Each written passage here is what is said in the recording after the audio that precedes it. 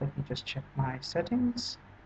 Okay, seems like everything is working well. Let's add some music to this. Oops, it's a bit too loud. Yeah, much better now.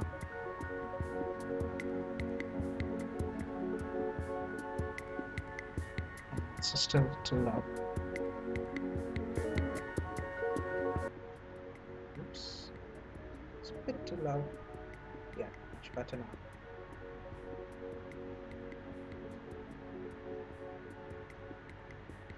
It's still too loud. Okay, it's a bit too loud. Yeah, much better now.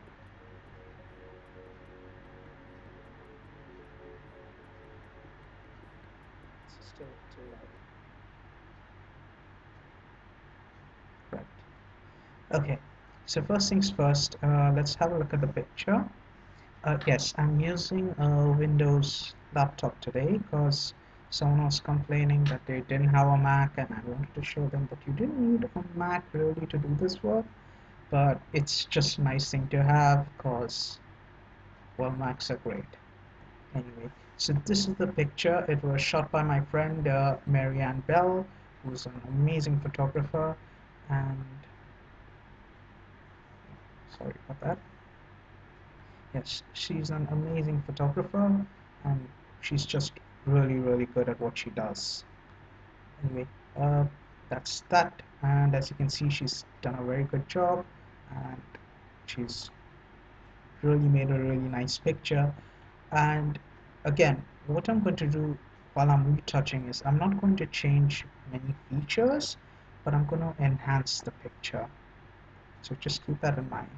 Fine, so here's the file, Taylor Swift and her friend. I just call it that because she reminds me of Taylor Swift. So I'm going to open up Photoshop here. Open up the file. Let's go to the desktop. Open. Okay, there you go. You can see that there. This looks nice. I can't. Okay, so this is at 100%. Well, the image itself looks pretty decent. Not that bad. But I guess there are a few features that maybe you could work with.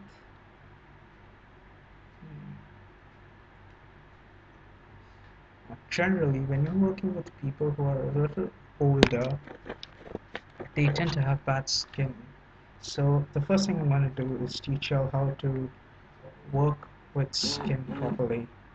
Okay, so first things first, you first select the background layer, then hit Control and J, or if you're on a Mac, hit Command and J, and make 2 copies. Okay, now that you've made 2 copies, rename the first one um,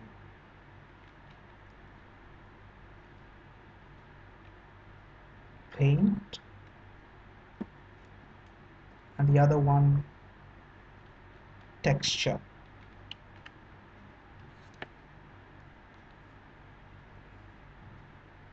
Okay, so the reason why I've named them Paint and Textures, it's going to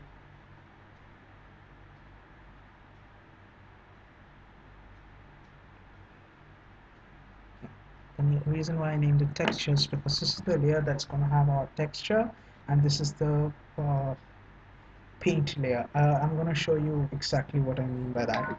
So first things first, let's just, oops, wrong button.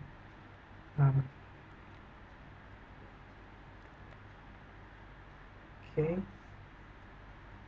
zoomed in a bit, just zoom a little more, 67. Oh yeah, this is very vital. What I'd suggest is that you go to Window, Arrange, and New Window for whatever your file name is. Then go to Window, Works, Arrange to up vertical. Now what you get here is, on one side you have a zoomed in image, and on the other side you have uh,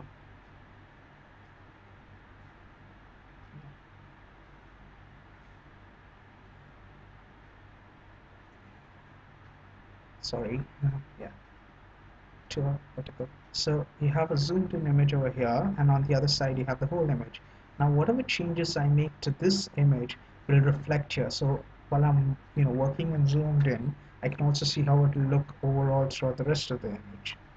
So yeah, first we go to, I've selected my paint layer, my texture layer is hidden here. So go to filter, blur, surface blur. Now surface blur is unique because if you can see this very well, you can see that the texture is being ripped apart, but at the same time the colors are not bleeding into each other. What by that I mean, like say if I hit a radius of 44 pixels, you can see that the colors are bleeding into each other, but I don't want that. So I'm going to keep my radius low. Usually, I think 15, and a threshold of usually 14. I could actually go with a 19. Yeah, so it looks nice. Yeah, it's not that bad actually. Yeah. Okay. Then I hit OK. Now, obviously, anyone who sees this is going to think that the skin looks really plastic, and it does look really plastic because there really isn't any texture to it. So I'm going to add the texture. So I'm going to go to image, apply image, go to add. Oh, change the layer into, this is going to affect, this is going to use the effect, change that to 2, and there you see this grayscale image. Now, usually you have to hit a value between 1 and 2, but 2 is good enough. 2 is what I usually use because you get all the texture that you need from it. And no, don't worry, it's not going to look gray like this forever. It's just a temporary thing. So I'm going to change this into hard light, and there you go. So just to give you an idea of what the difference is, I'm going to group this into a, yeah, I'm going to call this retouched, and here you can see this is the original, this is the retouched version. So now you might be thinking that I'm losing detail here, and here's the best part about it. What I can do is I can just take the textured layer and I can hit Control J and it duplicates it. So again, I can control how much texture I get and um, just adjust it accordingly. Oh yes, if you guys have any questions, please feel free to leave it on the as a comment. I'll be checking the stream from regularly. Actually, let me just see if there's any comments right now.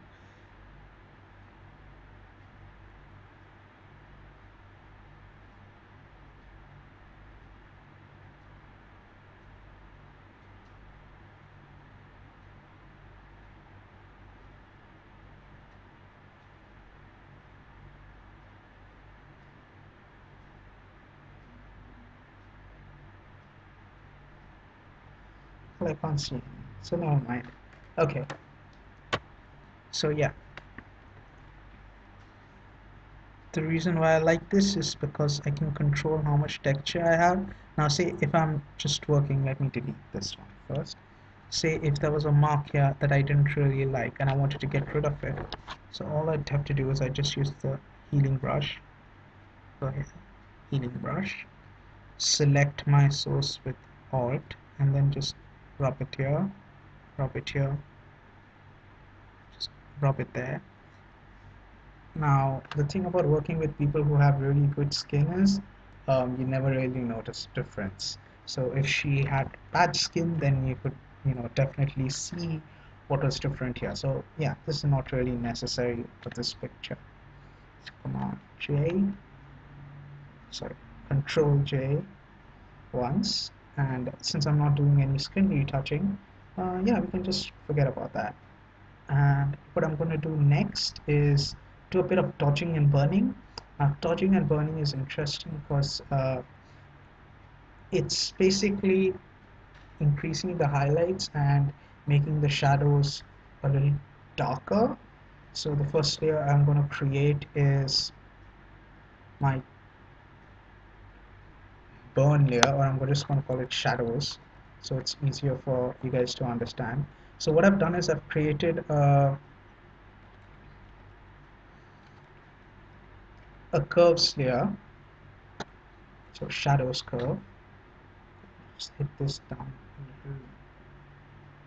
So yeah, now you can see the picture's turning darker, but that's not what I'm going to do. So just be patient and you'll see what I intend to do with this. Now, one very important thing is you can have your blending mode to normal, but usually when I'm doing dodge and burn, I like to set the blending mode to luminosity, because okay, I'm not sure if you noticed what happened there,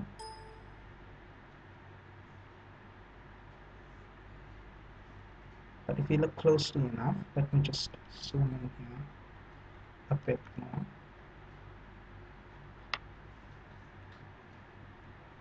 When it's on normal,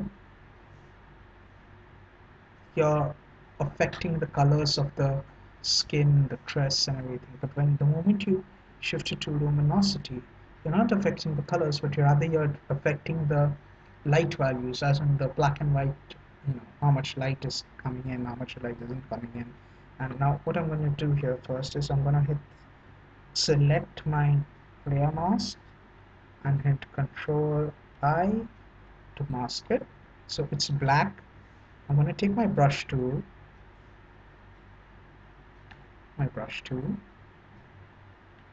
Oops. So very big brush.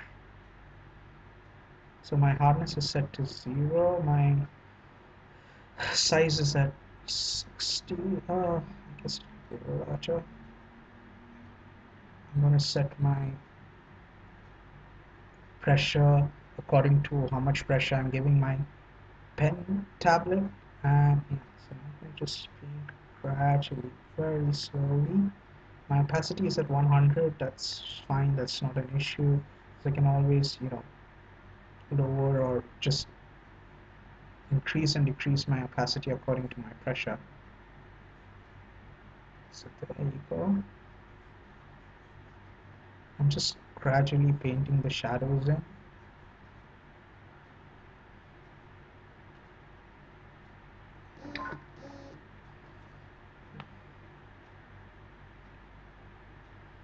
So the point of it is that when you paint your shadows in, you can really control how dramatic the pictures look. A good picture is a good combination of light and shadow, so you have to be very careful. Now, as you can see, if you look at the eyes closely, you can see that the light is coming directly above them. In fact, if you just notice how the shadows fall, and well, it's not directly above them, but it's close. It's I guess they are sitting outside, so you can see the shadows are falling this side, so there's light over here. Right, now we have to work with that. So when I'm gonna color in their shadows, yeah, it's good when the lower your brush size is, the deeper the brush actually, you know, goes. So I'm just contouring a little, just it gives a good emphasis to the. Okay, I don't like that. So just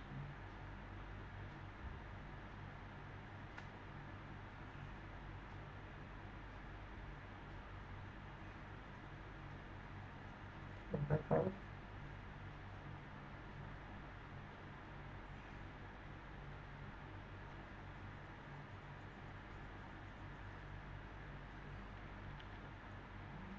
Bit dark. Gotcha.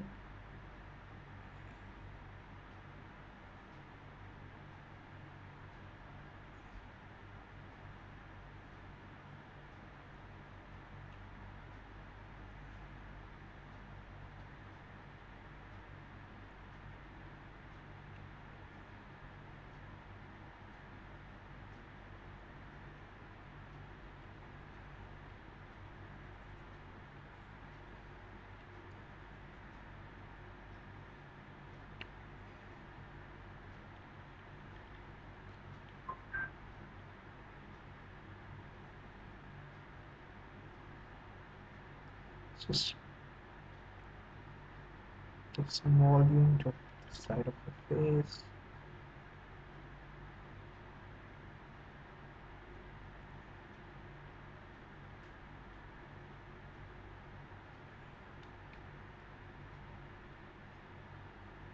So this is not an exact science, but just like what I'm trying to do is I'm trying to give some shadows to her face so it looks a bit more, you know, dimensional and not flat. Um, it really depends on each picture how you do it, but it's just a general method. Like you just, you know, add some dimension to it. So if you remove that, and now if you look at this, you know, that just that slight shadow accentuates the, the way her face goes. So some slower shadows on that side. The face is curved here.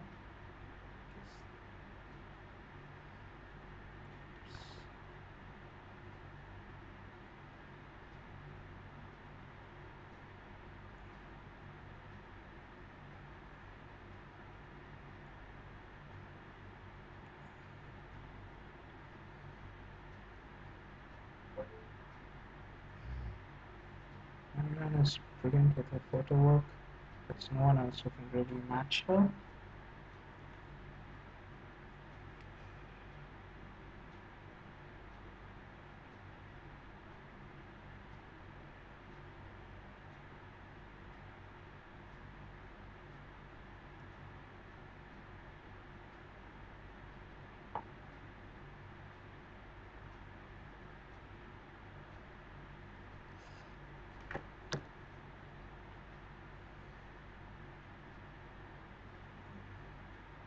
So yeah, just giving her face a bit more shadow on that side, and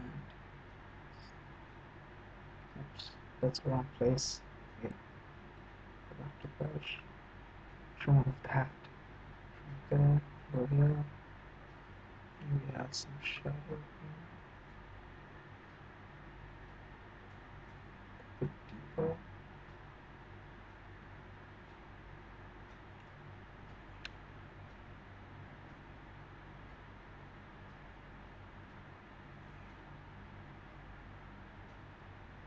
She has dirt on her leg. Oh, we'll have to fix that eventually, but now let's just concentrate on giving some emphasis to form using shadows.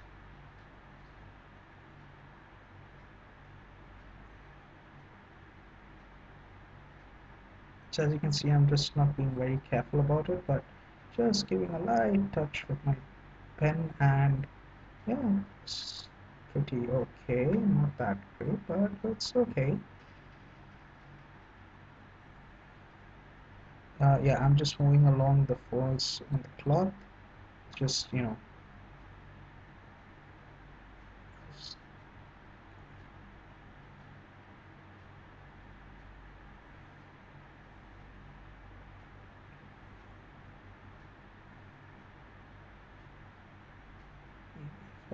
just a bit of darkness here. Yeah, looks good. Looks good. Yeah. There you go. This is with the. This is without. This is with. Without. With. Without. With. Without. With. Okay. I'm gonna add a bit of highlights. So you can see this is considerably raising the, you know, the brightness of the image, as you can see here. And don't worry, that's not what's gonna happen. I'm gonna again mask my layer. So Control I. I'm gonna shift this to luminosity. Go back to my brush again.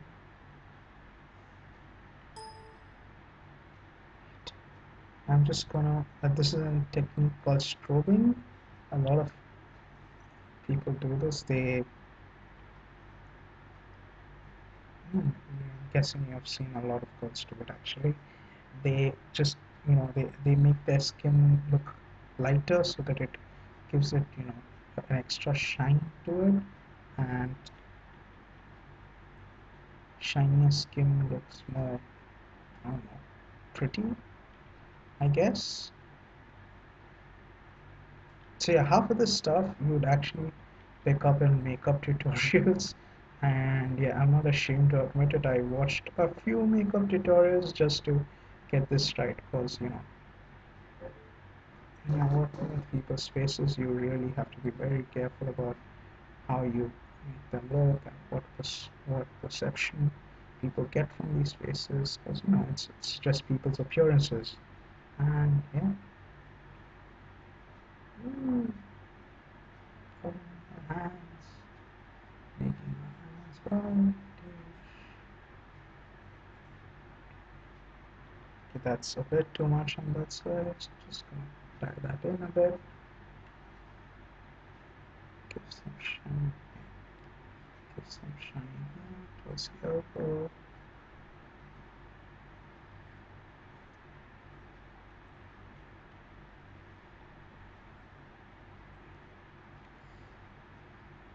The point is to make very subtle changes, like a, many subtle changes add up together and they look good. So, hmm,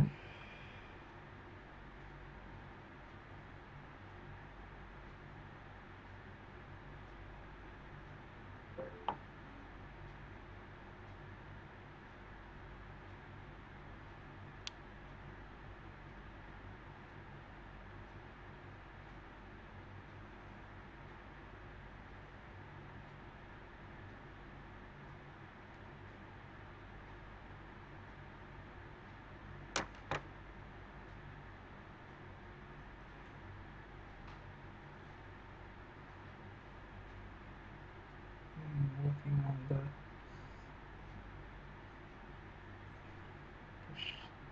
highlights a little. I like the tattoos the way they are. I don't really want to get rid of them, but it's just up to you. If you want to ever get rid of tattoos and stuff like that, the easiest way to do it is you just use your healing brush tool, just the way I just showed you a little earlier. When you create your paint layer and your texture layer, that's called frequency separation, by the way. Anyway, when you create your paint layer, you can just use your healing brush tool and remove the bits of the tattoo that you don't like, and yeah, it's easy.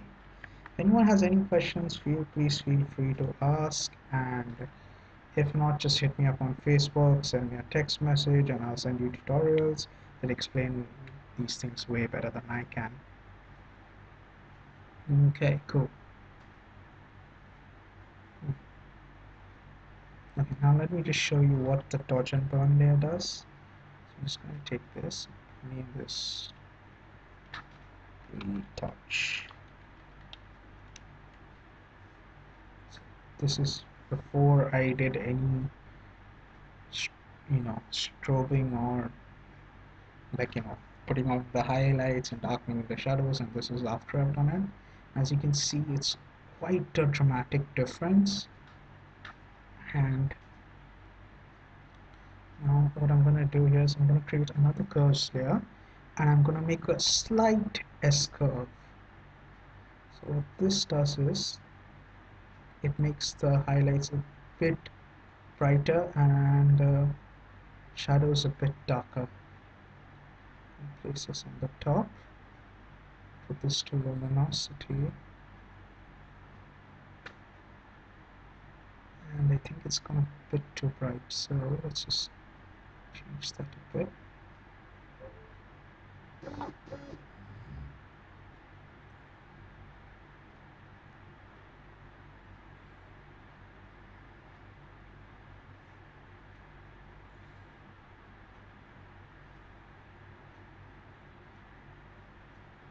Now I'm going to change the opacity on this just a little. I don't want it to be too much. So yeah, now it has that punch, but it's not, it doesn't hurt the eyes. Let's just experiment with a few other blending modes. Let's try soft light. Huh. Soft light looks pretty wild, but we're not going to do that much. We're going to dial it down a bit.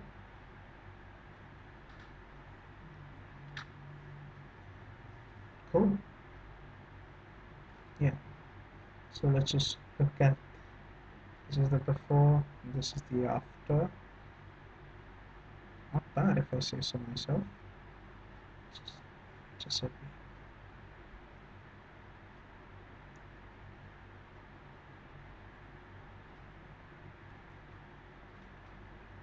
So this is working with curves, and now what I'm going to do is I'm going to use my selective layer, selective color adjustment tool. When you're working with selective color, it's good to remember that each color here has a different purpose. So reds, yellows, greens, cyans, blues, magenta. Whatever changes you make, it affects that color in the picture. Now, your skin tones are usually in the reds and yellows. So first I'm going to make their skins a bit, well, maybe just change up the skin tone a bit. So I'm just going to use this as a good reference point. So, and you can see if I reduce the cyan, increase the magenta, can you see that? You see the slight reddish hue that you get there? That's what I'm talking about. Need to remember that C and Y is what you have to worry about. So the opposite of cyan is red, the opposite of magenta is green, and the opposite of yellow is blue. So, when you're adding cyan, you're reducing the reds. When you're decreasing cyan, you're increasing the reds, and so on and so forth. So, good.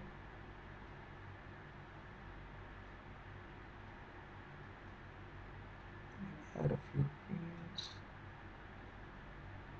decrease the yellows. I like the yellows a bit. Looks a bit more real.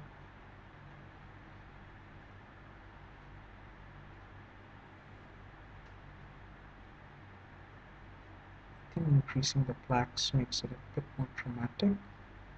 Now let's look at the yellows.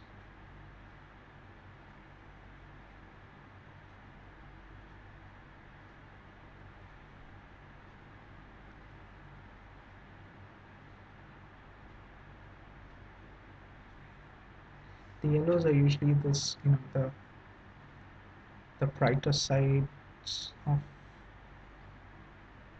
the image.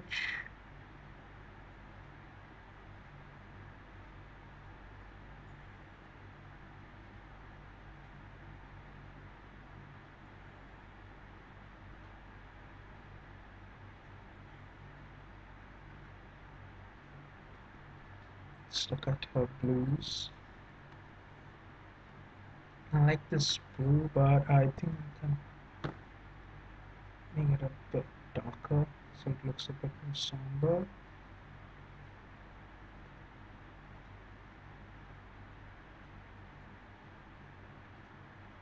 I don't want to give it magenta.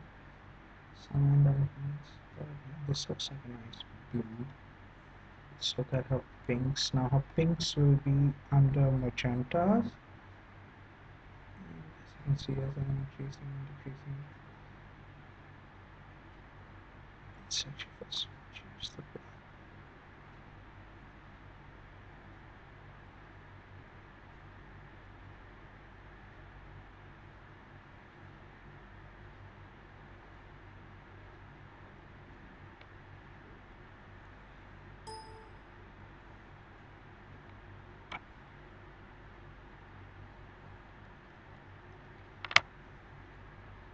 Cool. So this is what we have so far, and I know it doesn't look like much, but the good stuff is just coming in. And this is before, this is after, before, after, before, after. Okay, I'm gonna take my selective layer. I'm gonna use a trick of mine. This is called a black and white layer. No, I'm not gonna make this black and white. But what I'm gonna do is I'm gonna shift this to luminosity. Now I can change the individual color values. So if I want the reds a bit more brighter, I can make them a bit more lighter. I want them a bit darker. So there you go. Giving it a bit of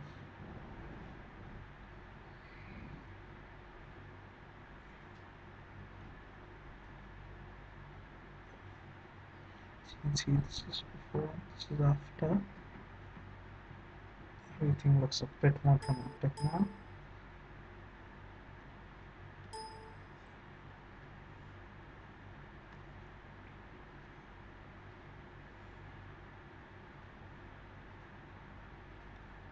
Let's look at the blues. It's too dark. It's almost black. You don't want that. You want to just this is right. Let's make the magentas a bit darker.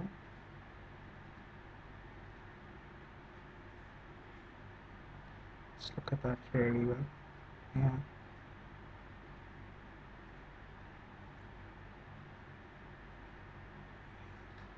But it does look much better when they're a little darker. It just brings out the pink in her dress and it looks good.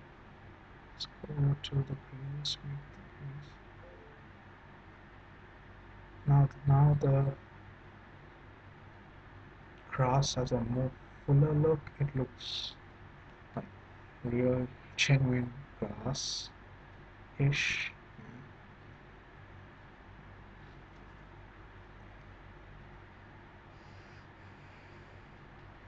Boy, I'm feeling hungry. But anyway.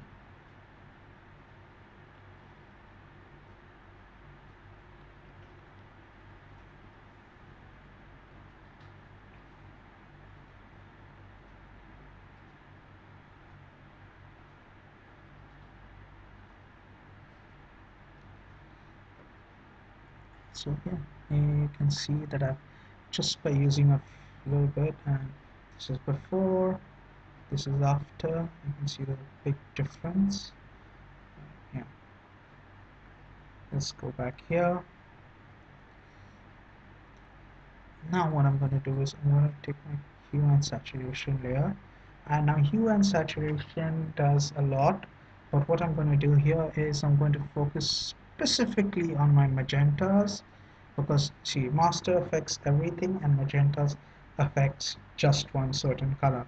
Like, you can change just the reds, the yellows, the greens, the blues, whatever. But now after I've selected my magentas, what I'm going to do is I'm going to play around with the lightness and the darkness a bit. If I make it less light, you can see it becomes slightly grayish, but if I increase the lightness, it becomes slightly whiter. So I'm going to keep it somewhere close to the middle. If I decrease the saturation, it becomes grayer. If I increase it, it becomes that unhealthy pink. So I'm going to keep it somewhere a little bit pinkish, but yeah, not too much. Ooh, and I can also change the hue. So this just changes the type of pink it is. I'm going to give it a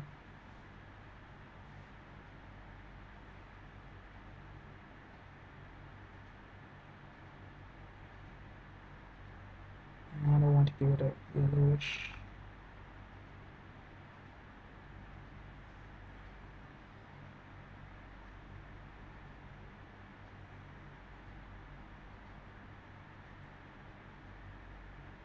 This does look nice though. It looks kind of nice. I'm gonna stick with this. Maybe if I put the black and white layer. Nah, this looks better below. Yeah. Cool. So there you have this, and this looks pretty decent now. And what else? Yeah. Hmm. You have to remember that this is a process that it just really depends on the inspiration that you get, and it's not something that you can really control, but you just have fun with it. Ugh. Shadows a bit too much.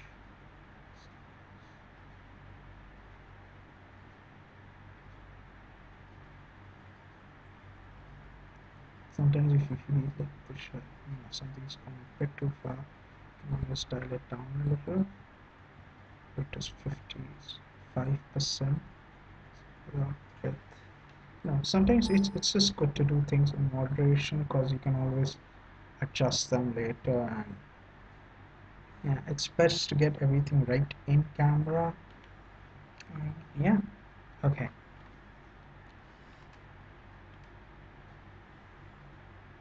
Now I can use a vibrance filter. Now what I'm going to do is I'm going to reduce saturation a bit, but I'm going to increase my vibrance. So the vibrance usually just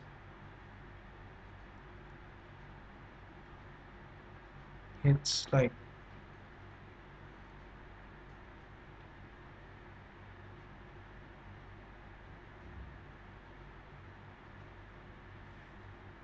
so vibrance usually just hits the reds and yellow channels, while it gives the rest of, while saturation controls everything else. And oh, that's too much saturation. I think this is good enough. Yeah. So, nice here. Okay. So I guess that's what I like, but I'm not yet done. So I'm gonna go to their eyes, and they have really nice eyes. I feel like, okay, her eyes look decent, but her eyes are losing texture, and I don't know what color her eyes are, but I'm guessing they are like bluish. Not too sure.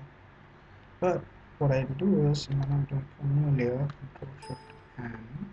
So I made a new layer. I'm gonna use my brush tool. I'm gonna make my brush really, really small at 1 megapixel. It's only 1 megapixel, just to show you how. Oops, what the hell is this? Ah, let me just close that. Sorry. And 1 megapixel is too small.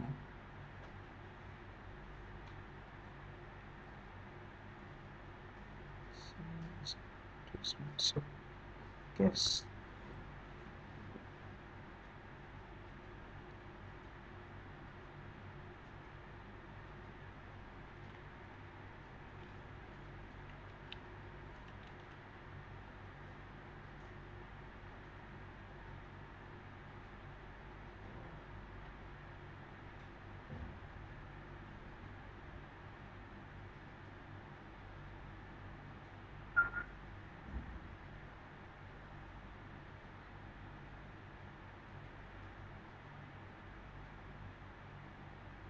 actually, you know what? The file itself is not that great, so it doesn't make a difference if the eyes aren't as good as I want them to be. But that's fine. That's fine. It's no worries. I can show that to you guys on another day. Right here. So this is the picture, and let's see what else can I do. Okay. Ah, yes. Forgot my favorite, the color balance.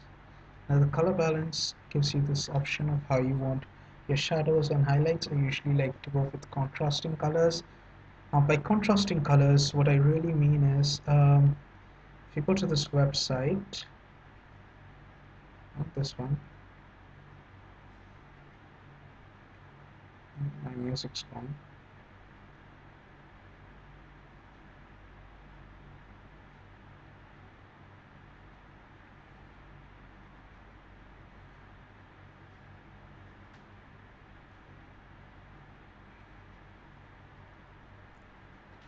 Go to Adobe Color.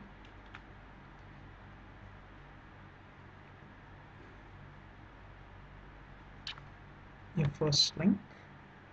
Now this is color theory, and color theory is really easy to figure out. Here you have your color rules, your analogous, monochromatic, complementary, compound, shades, and custom. Now, according to color theory, a complementary color are two sets of colors that really complement each other. So for example, if I choose yellow, the complementary color to yellow will be these shades of blue. So whatever I set as my highlights, I have to set the color opposite to it in my shadows. So first let's just choose my highlights. Gonna add a bit yellow to the highlights just to give it a slightly warmish look. Now I head off to my shadows, give it a bit of blue.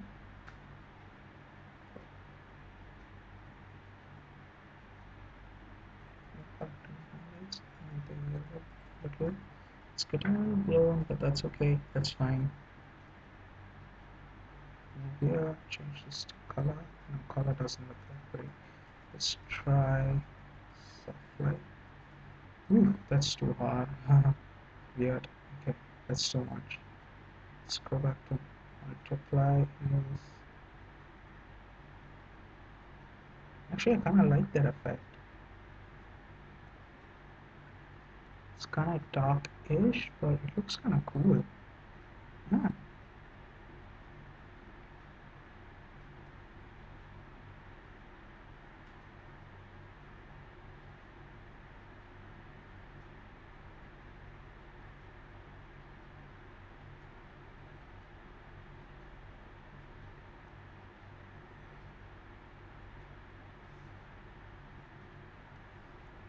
So there's my color balance here. This is what it looks without it. This is what it looks with it.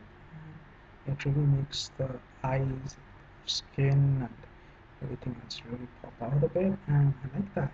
Yeah. They look kind of coolish. Yeah. Okay. And let's just go back to that curves layer here. Let's put this here. Yeah, this looks much better. Oh, sometimes you can even add a gradient map. Now the fun thing about gradient maps is, go here, you see this gear icon here, you click here, you can hit color harmonies, hit append, and it just adds these harmonies to your color wheel. And the thing is, Adobe is like really good at this stuff, so I know it looks weird. So they have these really nice presets. So just use the presets that you get from Adobe and don't do the normal, but do interesting things. Like if you try a soft light, you can try this with an overlay. Just experiment. Hard light, vivid.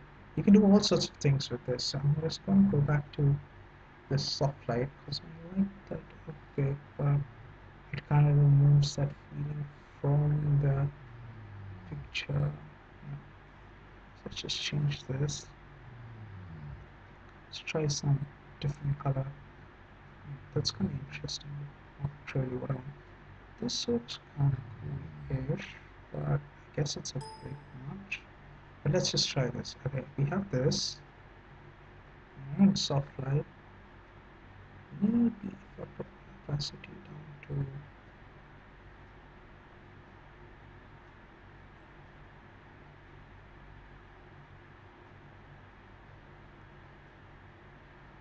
maybe 10%.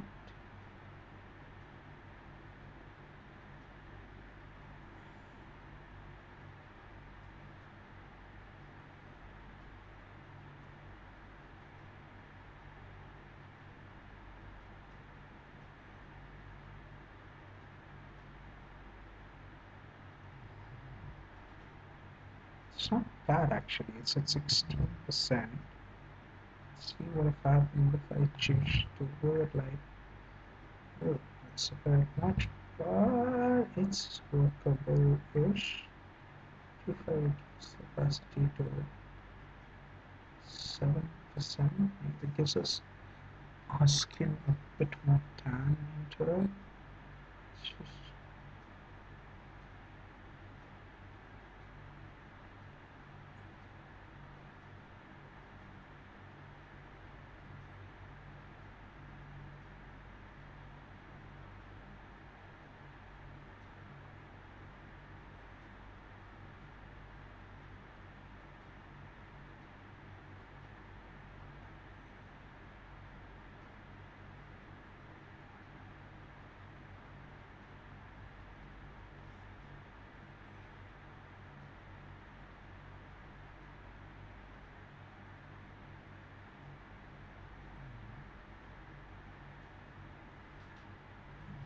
bit realistic, and it's not that bad actually. I'm happy with it. Has a nice rustic look to it, slightly warmish, and hate this. Hmm.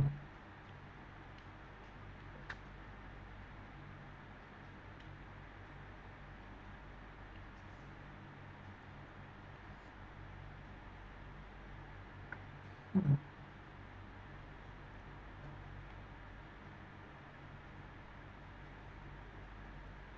is the original.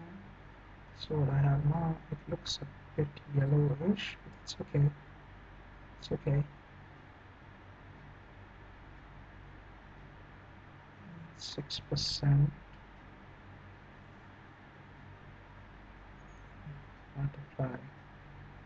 Let's reduce that just a bit. I don't like it when it's really warmish.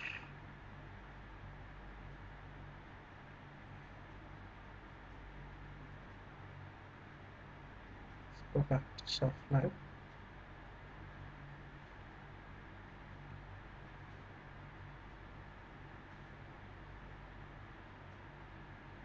This is just at 5% and it really makes a difference to the image. Wow, I didn't expect that.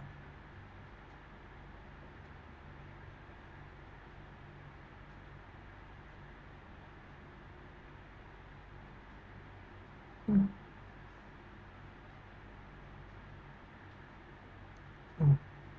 So I don't like this lack of grass here and here, so I'm just gonna copy the layer, sorry.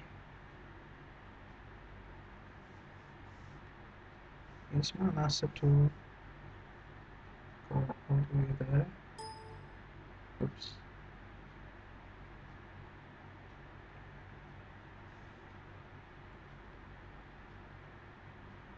Make this into a magnetic lasso.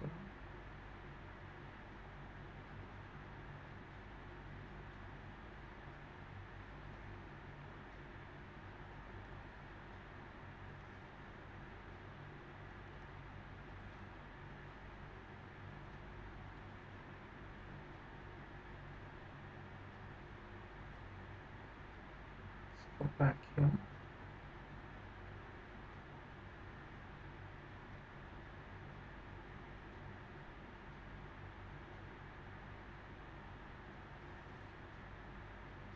To fill content aware.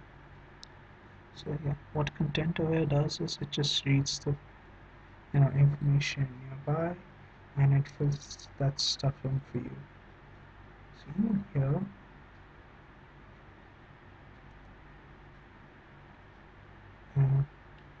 what is the clone stamp tool for this?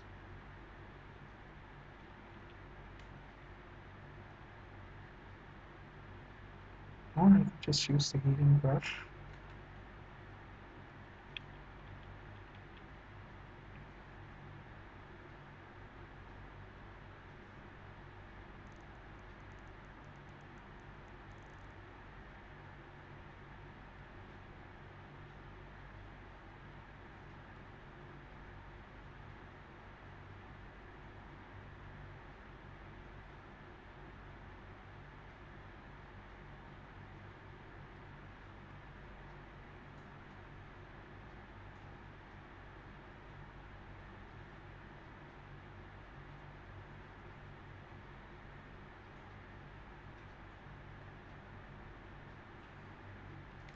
Let's have a closer look of how that looks at 100%.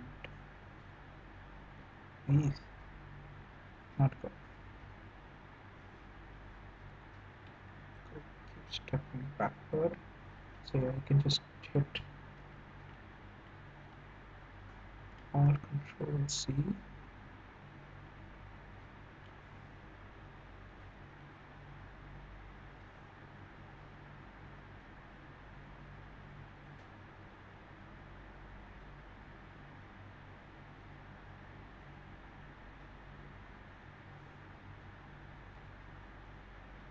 Let's see what content other comes up. Ah, not bad actually.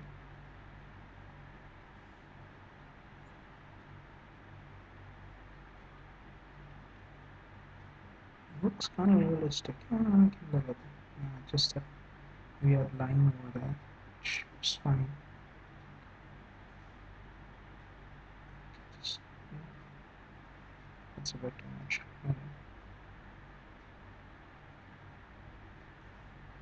Yeah, too much.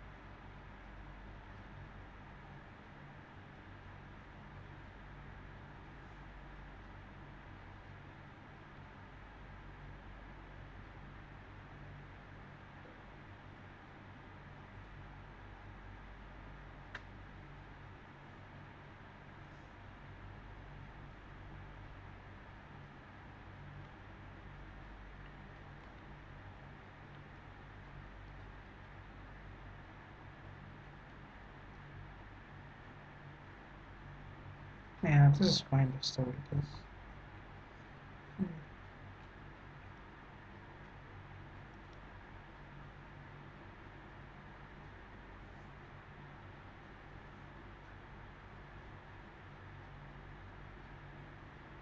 This is without any retouching done, and this is with the retouching. As you can see, this makes them pop out a bit more.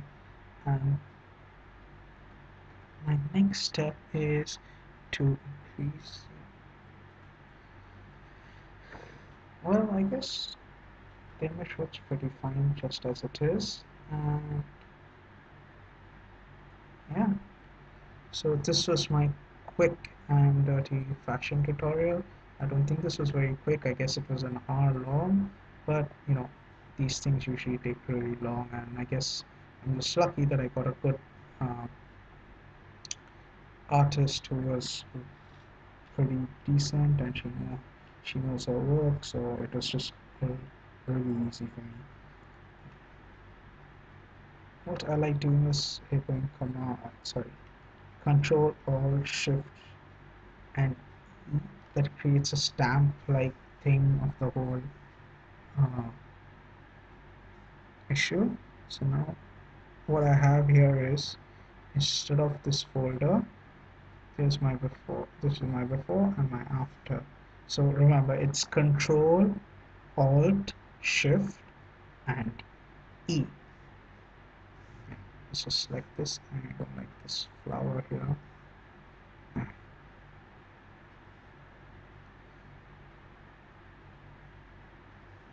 Go to edit, fill, content area, and not bad for grass.